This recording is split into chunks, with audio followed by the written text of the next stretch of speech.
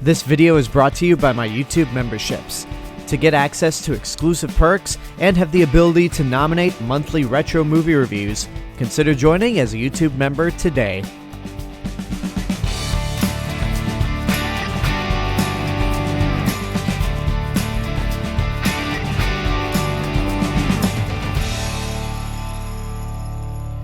Hey everyone, it's Alexander Robinson. Welcome to the channel. This is my review for The Karate Kid, which came out in 1984, directed by John Avildsen, the same director of the first and fifth Rocky movies, and stars Ralph Macchio, Pat Morita, and Elisabeth Shue. The movie follows Daniel, played by Ralph Macchio, a high school kid who's moving from New Jersey to Los Angeles with his mother, more specifically the Valley, and he is not happy with this change. To make matters worse, he's constantly getting into fights with the school bullies and wants to try to find a way to fight back. And it certainly doesn't help that one of the bullies is the ex-boyfriend of a girl that he has a crush on at school. So in order for Daniel to learn karate, the apartment's handyman of all people, Mr. Miyagi, decides to train him and enlists Daniel in a tournament that the bullies are a part of through their school Cobra Kai. Back in February, when this was exclusive to YouTube members, I asked them to recommend a bunch of movies for that month. And then I put it up to a vote, again, exclusively for YouTube members at the time, and it was a tie between Whisper of the Heart from Studio Ghibli and The Karate Kid. I ended up reviewing Whisper of the Heart for that month and asked the members if they wanted me to save The Karate Kid for May, since we have Karate Kid Legends coming out. And the membership did say yes, which is why I haven't put out a call for retro movie recommendations or any polls for you guys out there to vote on, regardless if you're a member or not. That will pick up next month, but for May, I decided to keep my promise to review The Karate Kid. So I want to thank Real Explorer X for nominating this movie, especially considering that I've never seen The Karate Kid.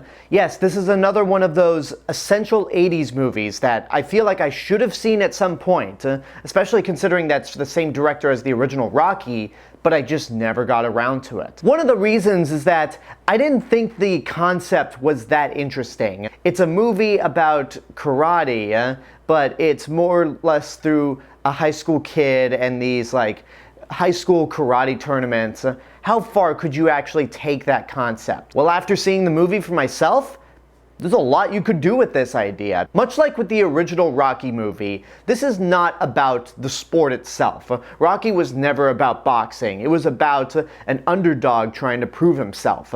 This movie is not about karate. This is a coming-of-age story about a high school kid who is having trouble adjusting to a new life, is getting bullied by so many people, but starts to grow as a person and realize that the thing that he really wants to do to these bullies is not what he wants to do. Ralph Macchio is really good in this movie. When he starts off, he is an irritating little shit.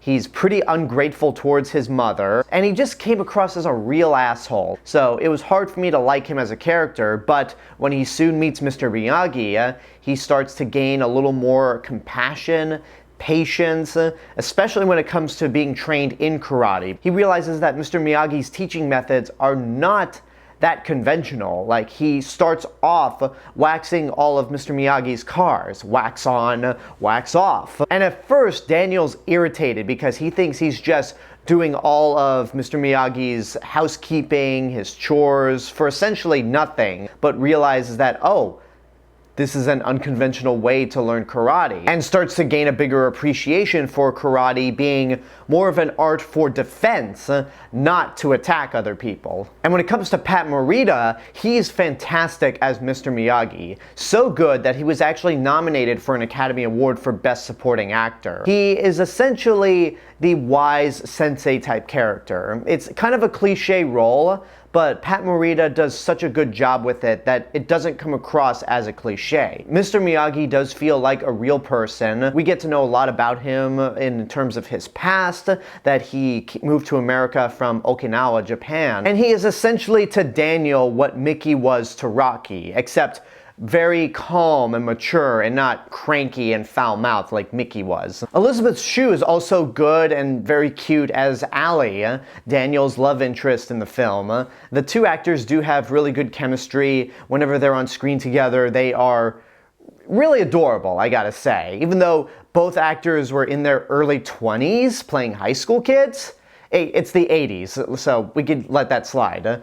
They both work really well together, and apparently this is the only one of the Karate Kid movies where she's in it, so that's a little disappointing, but within this movie, the two of them work really well together. And then you also have the bully characters who are essentially the typical 80s bullies, except not as murderous as Stephen King bullies usually are. They're just A-grade assholes, and all the actors playing the bullies do a really good job. The soundtrack of the movie is also really good. The score is done by Bill Conti, who did the score for all the Rocky movies except Rocky IV, and it's different enough from the Rocky movies. It has sort of an 80s synth sound to it, but you could definitely hear hints of Rocky at the end of the film. And then the soundtrack itself has a lot of great songs. It's got the training montages that you expect from these kind of movies. And the big song that everyone remembers from this film, You're the Best by Joe Esposito, was actually considered for Rocky III, but Sylvester Stallone rejected it in favor of Eye of the Tiger from Survivor, which is fine because Eye of the Tiger is iconic for Rocky III, and this song, You're the Best, is iconic for The Karate Kid. I honestly don't have any major issues with this movie. The only thing that I can kind of see as a problem is that there's a point in the movie where Daniel and Allie have basically a short falling out, and it's all due to a failure to communicate, which is one of these tropes in romantic comedies or scenes that involve two characters that are romantically together that I can't stand. But thankfully, this doesn't last very long, and the rest of the movie, I'd say, is damn near excellent. It's not as emotionally powerful as Rocky is, so I can't say get off your ass and go see it right now, but if you haven't seen The Karate Kid, it is worth seeing in your lifetime. If you're like me and you look at The Karate Kid thinking, well, what exactly could they do with a concept like this? You watch this movie and you'll be surprised that there's actually a lot that they do with it, and you wish you'd seen it sooner, just like I did. I wish I'd seen this movie a lot sooner, so I'm grateful for the YouTube membership for basically pushing me to see this movie at last. And there you go, that's my review for The Karate Kid. I hope you enjoyed it. Now, because this was a YouTube member request, I will not be reviewing the other sequels. Not Karate Kid 2, 3, The Next Karate Kid, the once remake of Karate Kid, now retconned into another movie within this timeline.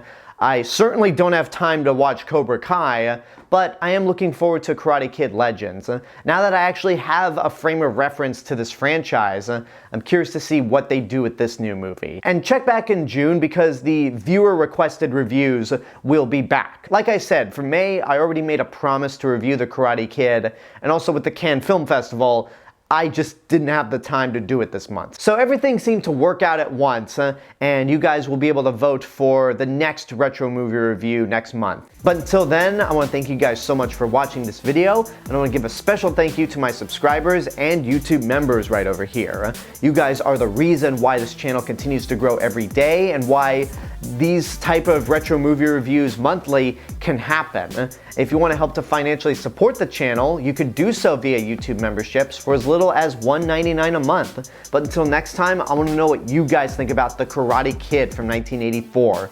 Whatever your opinions are, let me know in the comments below. Don't forget to like the video, subscribe to the channel, and hit the bell button to get notifications. If you want to find me elsewhere on the internet, you can find me on these social media platforms and my theme park and travel channel right here on YouTube. I'll see you guys in the next video, but until then, have a good day and take care of yourselves.